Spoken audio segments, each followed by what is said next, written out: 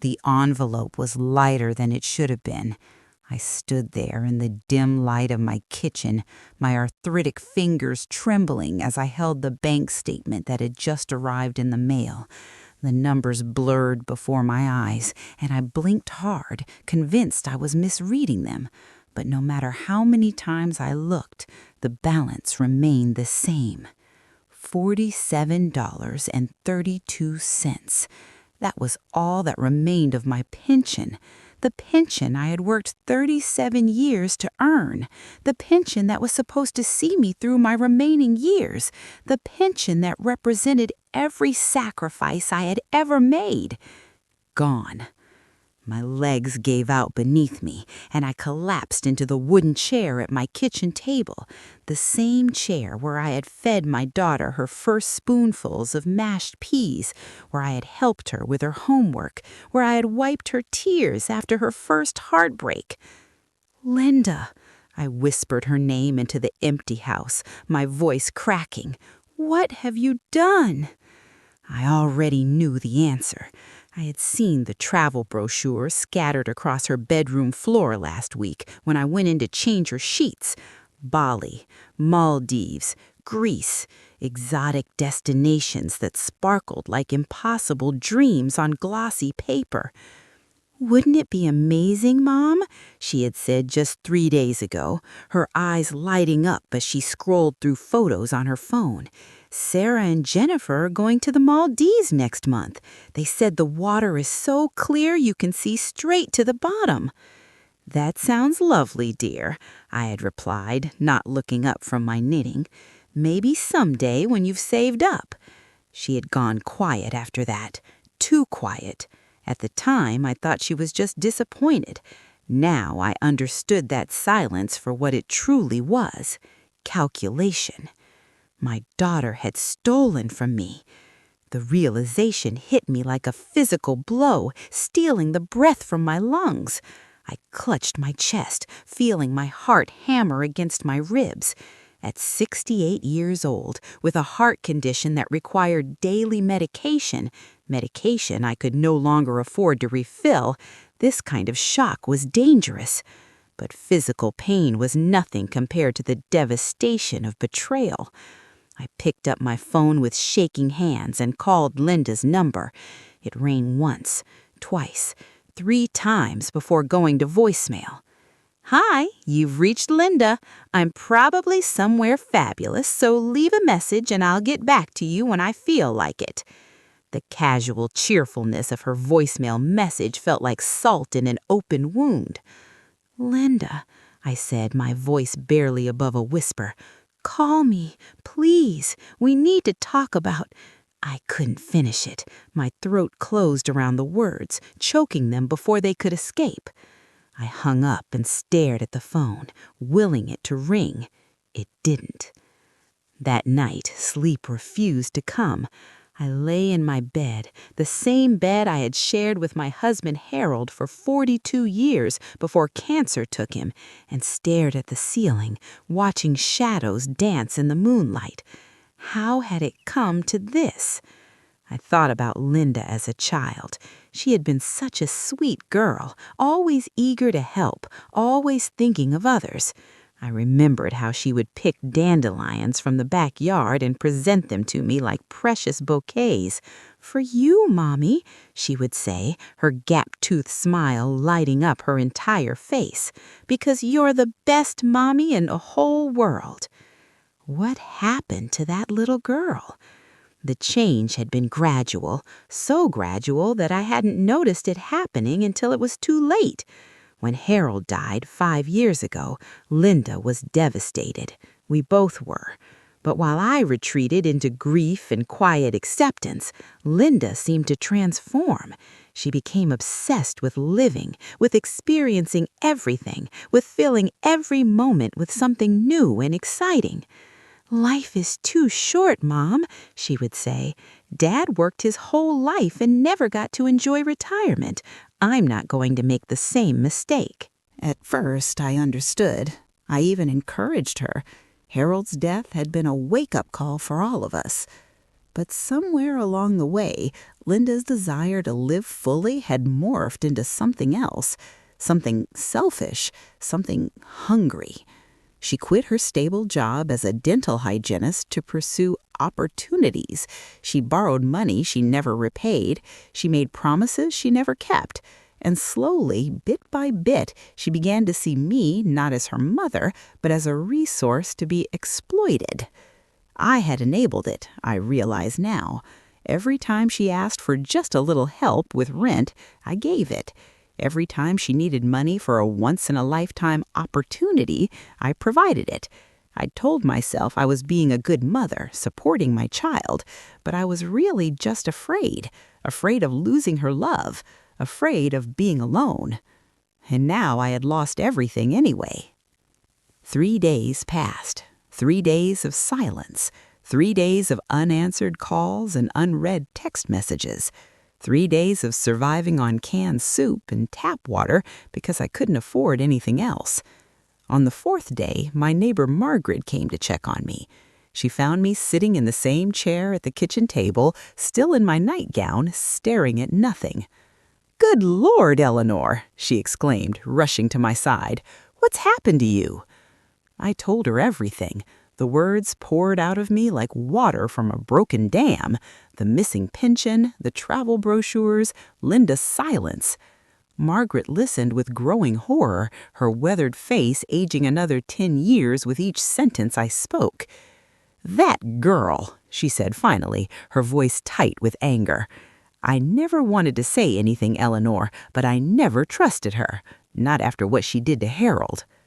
I looked up sharply. "What do you mean? What does she do to Harold?" She hesitated, her eyes darting away from mine. "It's not my place." "Tell me," I demanded, my voice stronger than it had been in days. "Please, Margaret, I need to know." She sighed heavily and sat down across from me. "The month before Harold passed, he came to see me. He was upset, more upset than I'd ever seen him. He told me that Linda had been taking money from your joint account for months, small amounts at first, but they were getting bigger. He had confronted her about it, and she had said some terrible things." My blood ran cold. "What things?" "She told him that she deserved that money, that she had suffered enough growing up without the things other kids had, that you and Harold owed her for all the sacrifices she'd had to make." I shook my head in disbelief. "That's not possible. Linda never wanted for anything. We gave her everything we could." "I know, dear," Margaret said softly, taking my hand. "Harold knew it too. That's what hurt him so much. He died thinking he had failed as a father." Tears streamed down my cheeks as the full weight of Margaret's words settled over me. Harold had carried this burden alone, protecting me from the truth, dying with the belief that he had somehow created this monster that wore our daughter's face. "Where is she now?" Margaret asked. "Where did she go with your money?" "I don't know," I admitted. "She won't answer my calls." Margaret pulled out her phone. "What about that tracking thing, the one you set up so you could always find each other?" I had forgotten about that. Harold insisted we set up family location sharing when Linda first got her smartphone. In case of emergencies, he had said. I never imagined the emergency would be this. With trembling fingers, I opened the app and searched for Linda's location. "She's still in town," I said, confused. "It says she's at home." Margaret and I exchanged a look. "That can't be right," I said. "She was supposed to leave for her trip 4 days ago. Maybe the app is wrong. Maybe she turned off her location before she left." "Only one way to find out," Margaret said, already rising from her chair. "Come on, I'll drive you." Linda's apartment was on the 3rd floor of a modest building on the outskirts of town. As Margaret and I climbed the stairs, I noticed how quiet everything was. No music playing, no television sounds, no voices carrying through thin walls. I knocked on Linda's door. "Linda? It's Mom. Please open up." Silence. I knocked again, harder this time. "Linda? I know you're in there. The app says you're home.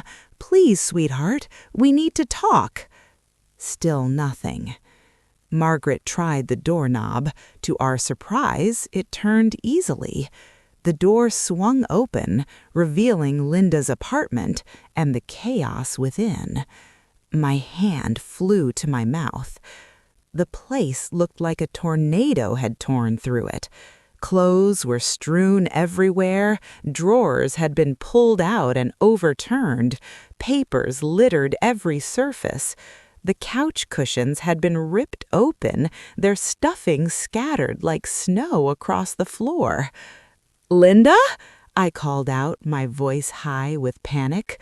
"Linda, where are you?" We moved through the apartment, searching every room. The bedroom was empty. The bathroom was empty. The closets were empty. But in the kitchen, we found something that made my blood freeze.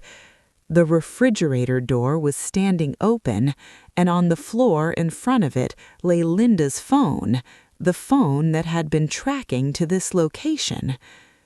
"She left her phone behind," Margaret said slowly. "Eleanor, something's not right here." I bent down to pick up the phone. The screen was cracked, as if it had been dropped or thrown. When I touched it, the screen lit up, displaying dozens of notifications. Messages from me, all unanswered, missed calls from numbers I didn't recognize, and one final text message sent just hours ago from a number with no name attached. "Time's up. Bring the rest or the deal's off. You know what happens then." I stood in the middle of Linda's destroyed apartment, holding her cracked phone, and felt my entire world shift on its axis. This wasn't what I had expected. This wasn't the scene of a woman who had stolen money for a carefree vacation. This was the scene of something much darker. "We need to call the police," Margaret said, her voice unsteady. "Not yet," I replied, already scrolling through Linda's messages. "I need to understand what's happening first." What I found made my stomach turn. The messages dated back months. They started casually enough, conversations with someone Linda referred to only as M about investment opportunities, ways to make quick money, guaranteed returns. But as I scrolled further, the tone changed. The friendly suggestions became demands. The promises became threats. "You owe me $50,000, Linda. I don't care how you get it. Your mom's pension would cover most of it. Think of it as an early inheritance. If you don't pay, things are going to get very uncomfortable for you and maybe for your mother, too." My hands shook so violently that I nearly dropped the phone. Linda hadn't stolen from me out of selfishness. She was desperate, trapped, threatened. "Eleanor, look at this," Margaret called from the living room.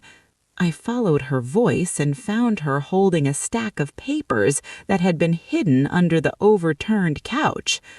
Loan documents, dozens of them, all in Linda's name, all with interest rates that would make a loan shark blush, all past due.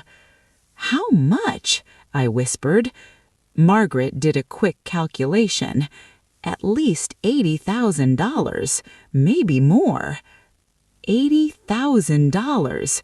My daughter owed $80,000 to people who sent threatening messages, who ransacked apartments, who did God knows what to people who couldn't pay. And my pension money hadn't been enough. "Where is she?" I asked, my voice breaking. "What did they do to her?" Margaret pointed to a business card that had fallen under the coffee table. I picked it up with trembling fingers. "Meridian Investments, where your future becomes reality." Below the slogan was an address on the other side of town, a part of town I had always been warned to avoid. "I'm going there. I said, already moving toward the door. Eleanor, no! Margaret grabbed my arm. These are dangerous people. We need to call the police. Let them handle it. And tell them what? That my daughter stole from me and now she's missing? By the time they take me seriously, it might be too late. I pulled away from Margaret's grasp and headed for the stairs, my heart pounding with a mixture of fear and determination I hadn't felt in years. My daughter was in trouble, real trouble, and I'd spent the last 4 days hating her for something that wasn't her fault. I would never forgive myself if something happened to her before I could make it right. The address on the business card led me to a nondescript office building in the warehouse district. It looked legitimate enough from the outside: clean windows, professional signage, a receptionist visible through the glass doors. But I knew better now. I knew that behind that polished facade lurked something predatory. I pushed through the doors before I could lose my nerve. The receptionist, a young woman with too much makeup and too little warmth in her eyes, looked up with practiced politeness. "Can I help you?" "I'm looking for my daughter," I said, surprised by the steadiness of my own voice. "Linda Mitchell. I believe she's been in contact with your company." The receptionist's expression flickered almost imperceptibly. "I'm sorry, ma'am. We have strict confidentiality policies. I can't discuss our clients." "She's not just a client. She's my daughter, and she's missing." "I really can't help you. Perhaps you should try the police." I leaned forward, placing both hands on the reception desk. "I know what you people do. I've seen the messages, the threats. Whatever she owes you, I'll find a way to pay it. But first, I need to know she's safe." The receptionist's mask slipped, revealing something hard and cold underneath. "I think you should leave now, ma'am, before you do something you'll regret." "Is there a problem here?" The voice came from behind me, deep and smooth as honey poured over broken glass. I turned to find a man in his 50s, impeccably dressed in a gray suit, watching me with eyes that held no humanity whatsoever. "Your daughter is asking about one of our clients," she said. "A Linda Mitchell?" "Ah, yes, Linda. Please, come to my office. I think we should have a conversation." His office was elegant and terrifying in equal measure. Expensive art hung on the walls. A mahogany desk dominated the room, and behind it sat the man, who introduced himself as Marcus Webb, looking at me like a cat watching a mouse stumble into its territory. "Your daughter owes us a significant sum of money, Mrs. Mitchell. She came to us 6 months ago, desperate for capital to invest in what she believed was a sure thing. We accommodated her. We're accommodating people, but we expect to be repaid." "How much?" I asked. "The total amount, everything she owes." Marcus consulted a leather-bound ledger on his desk. "With interest and penalties for late payment, the current balance is $127,348.50. The number hit me like a physical blow. $127,000? More than my house was worth, more than I could earn in a lifetime. "Where is she?" I demanded. "What have you done with her?" "Done with her?" Marcus raised an eyebrow. "I haven't done anything with her, Mrs. Mitchell. The last time I saw your daughter was 4 days ago when she came here, hysterical, promising she could get the money. She brought us a partial payment, quite a generous one actually, and begged for more time." My pension? He was talking about my pension. "And you gave her more time?" "I did." Marcus leaned back in his chair, steepling his fingers. "I gave her exactly 1 week to come up with the remaining balance. That week expires in 3 days. I sent someone to check on her progress yesterday, but she wasn't at her apartment. The place was empty, ransacked actually, which was concerning." "Ransacked? By your people?" "Not by my people, Mrs. Mitchell. My people are professionals. If we had done that, it would have been much neater." He smiled thinly. It would appear that your daughter has gotten herself entangled with more than one unsavory element." My head spun with this new information. Linda owed money to multiple dangerous people? How had this happened? How had my sweet daughter fallen so far? "I need to find her," I said. "Please, if you know anything about where she might be—" "I don't," Marcus interrupted, "but I can tell you this. If she doesn't appear with my money in 3 days, I will have no choice but to collect in other ways. The apartment would make a nice start, and I understand you own a home as well, Mrs. Mitchell? A charming little house on Maple Street?" The threat was clear. If Linda didn't pay, they would come after everything I had.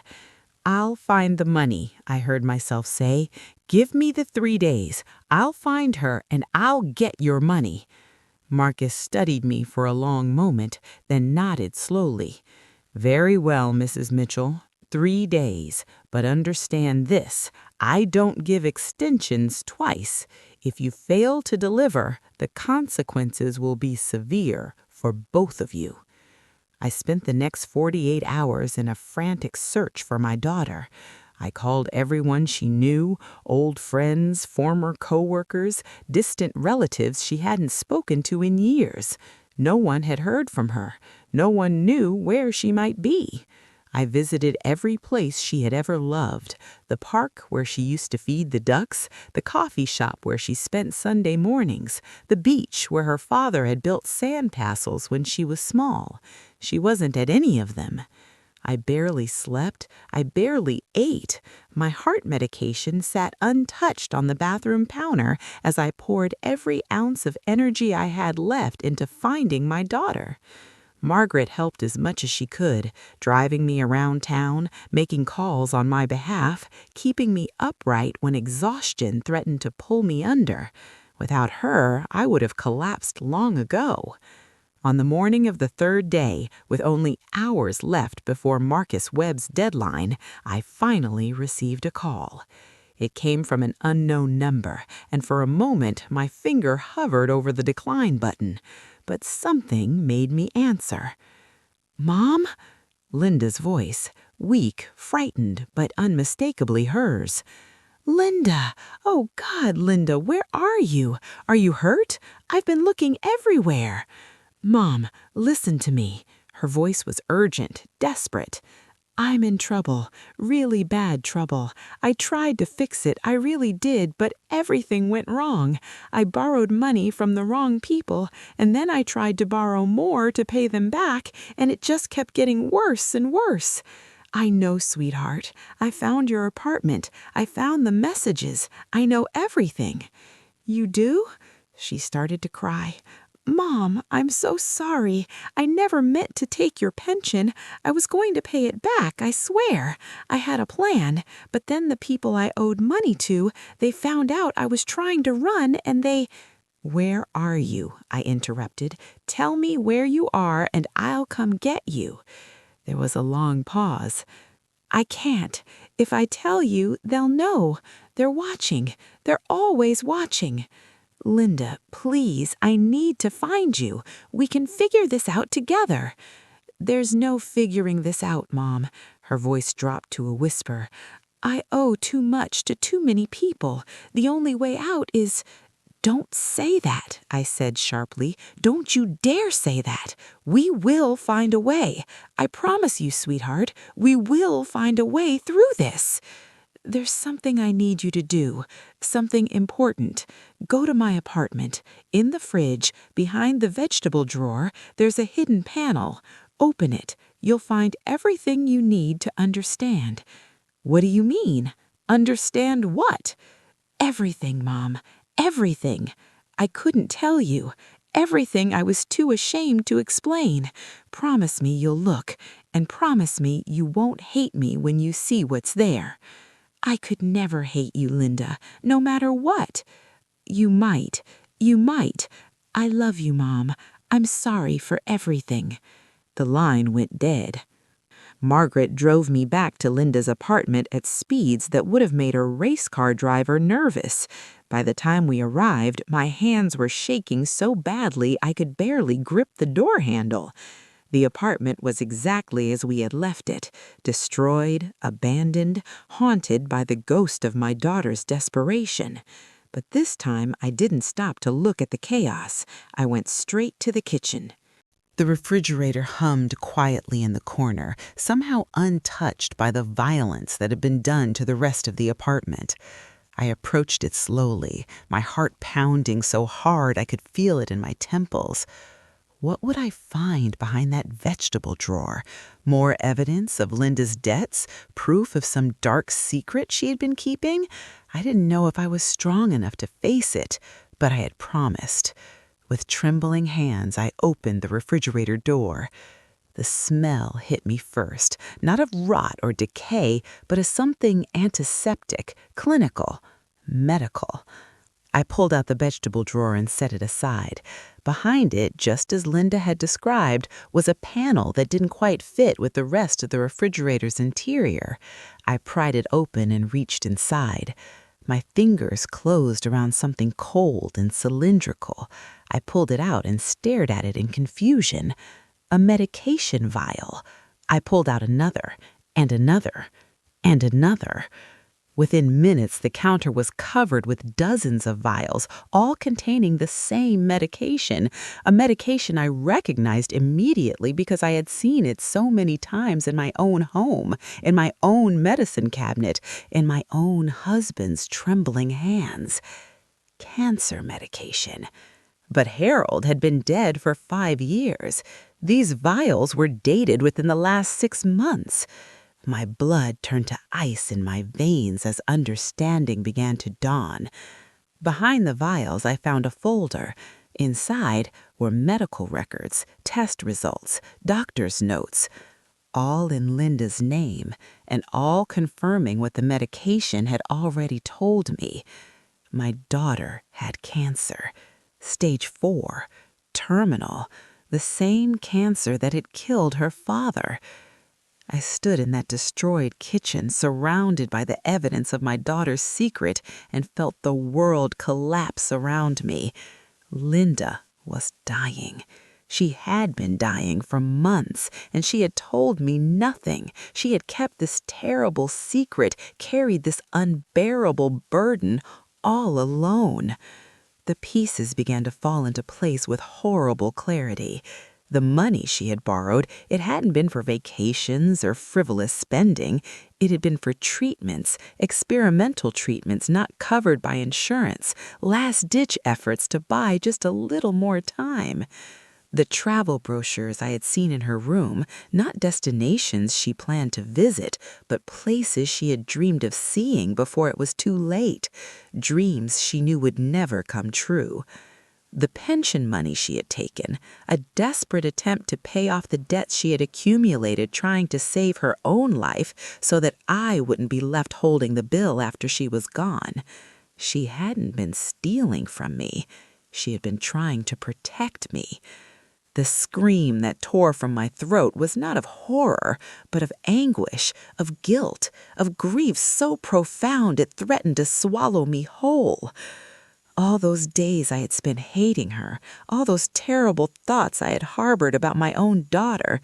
While she was fighting for her life, I had been sitting in my kitchen, convinced she was lying on a beach somewhere, spending my money without a care in the world. What kind of mother was I? Margaret found me on the floor, surrounded by medication and medical records, sobbing so hard I could barely breathe. She held me as I cried, her own tears falling silently as she read the documents I had discovered. "We have to find her," I said when I could finally speak again. "We have to find her before it's too late. Do you have any idea where she might have gone?" I thought about Linda's phone call, the fear in her voice, the finality of her goodbye. And then I remembered something. When Linda was 15, she had gone through a dark period, teenage depression, her therapist had called it. She had retreated from the world, from her friends, from us. The only place she seemed to find peace was a small cabin in the mountains, a cabin that belonged to Harold's father, passed down through generations, nearly forgotten by everyone except Linda. I know where she is. I know exactly where she is. The mountain roads were treacherous, especially for someone my age with my health conditions, but Margaret drove with the determination of a woman half her age, navigating hairpin turns and steep inclines as if her own daughter's life depended on it. The cabin appeared through the trees just as the sun was beginning to set, casting long shadows across the overgrown path. It looked exactly as I remembered, small, rustic, covered in a decade's worth of neglect. But there was smoke rising from the chimney. "She's here," I breathed. "Thank God she's here." I was out of the car before Margaret had even stopped, stumbling up the porch steps with more speed than my aging body should have been capable of. I didn't knock. I simply opened the door and stepped inside. The interior was dim, lit only by the dying fire in the fireplace and a few candles scattered around the room. And there, lying on the old couch by the fire, wrapped in blankets that had once belonged to her grandfather, was my daughter. She looked so small, so fragile, so unlike the vibrant young woman who had once believed she could conquer the world. "Mom," her voice was barely above a whisper, "how did you find me?" I rushed to her side and took her hands in mine. They were cold, too cold, and I could feel the bones beneath her skin, sharp and prominent. She had lost so much weight since I had last seen her. How had I not noticed? "Why didn't you tell me?" I asked, my voice breaking. "Why did you keep this from me?" Linda's eyes filled with tears. "I couldn't. I watched Dad go through it, Mom. I watched what it did to him and to you. I couldn't put you through that again." "So instead, you suffered alone? You borrowed money from criminals, destroyed your life, your credit, your future, all to protect me from the truth?"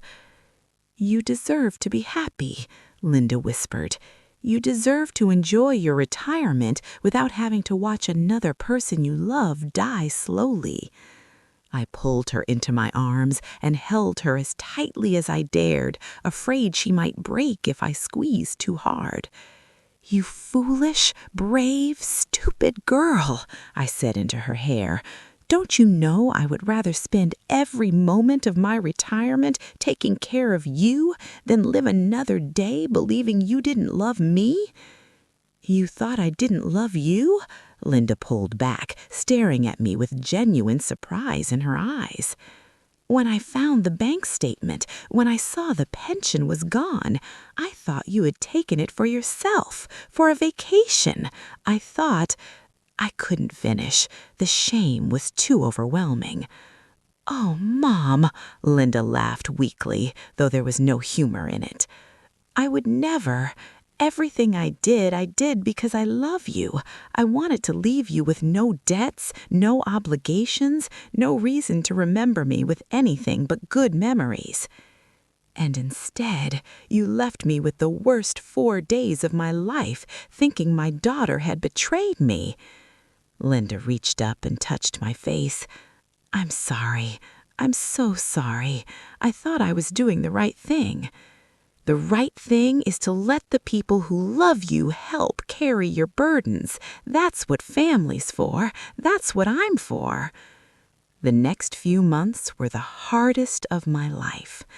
Linda moved back home with me into her childhood bedroom with its faded posters on the walls and her collection of stuffed animals that she had never quite been able to throw away. She resisted at first, insisting she didn't want to be a burden, but I refused to take no for an answer. "I've already lost your father," I told her. "I will not spend whatever time we have left separated from you. End of discussion." The medical bills were staggering, the debts Linda had accumulated were overwhelming, and Marcus Webb's deadline had passed without payment, leaving us in a precarious position with dangerous people. But something unexpected happened. When I shared Linda's story with Margaret, she shared it with her book club, and they shared it with their churches, their community groups, their social networks. Within weeks, the story of a daughter who had sacrificed everything to protect her mother had spread across the town like wildfire. Donations began to pour in, small amounts at first, $5 here, $10 there, but they added up. The local newspaper ran a feature story. A GoFundMe campaign was launched. By the end of the first month, we had raised enough to pay off Marcus Webb in full. I'll never forget the look on his face when I walked into his office with a cashier's check for the complete balance. He seemed almost disappointed to lose his leverage over us. "I underestimated you, Mrs. Mitchell," he said as he signed the release papers. "And I underestimated your daughter. Most people in her position would have crumbled long ago." "Most people don't have a family like ours," I replied. "Goodbye, Mr. Webb. I hope we never meet again." The other debts took longer to resolve, but we managed. We sold my house, the house on Maple Street where I had raised Linda, where I had lived my entire married life, and used the proceeds to pay off the remaining balances. It was a painful decision, but it was also liberating in a way I hadn't expected. Linda and I moved into a small apartment near the hospital where she received her treatments. It wasn't much, but it was ours, and for the first time in years, we were truly living together, sharing meals and stories and memories. The doctors had given Linda 6 months when she was first diagnosed. By the time I found her in that cabin, she had already exceeded their expectations by 2 months. And she continued to exceed them, day after day, month after month. Part of it was the experimental treatments that had drained her finances. Part of it was the support system she finally allowed herself to accept. But mostly, I believe, it was the simple fact that she was no longer alone. We made the most of the time we had. We went through old photo albums and laughed at terrible haircuts from the 80s. We watched every movie we had ever meant to see together. We talked for hours about everything and nothing, about her childhood, about Harold, about the future I would face without her. "Promise me you'll be okay," she said one night, her head resting on my shoulder as we watched the sunset from our apartment balcony. "Promise me you won't give up." I promise, though my heart was breaking. But you have to promise me something too. Anything. Promise me you know how much you were loved, how much you are loved, not because of what you did or didn't do, but simply because you're my daughter. That's all you ever needed to be. She started to cry then, and so did I. We held each other as the sun sank below the horizon, two broken people finding comfort in each other's brokenness. Linda passed away on a Tuesday morning in early spring, exactly 14 months after I found her in that cabin. She went peacefully, in her sleep, with my hand in hers, and the soft sound of birdsong drifting through the open window. The grief was unlike anything I had ever experienced, more profound even than losing Harold, because this time I was losing my child.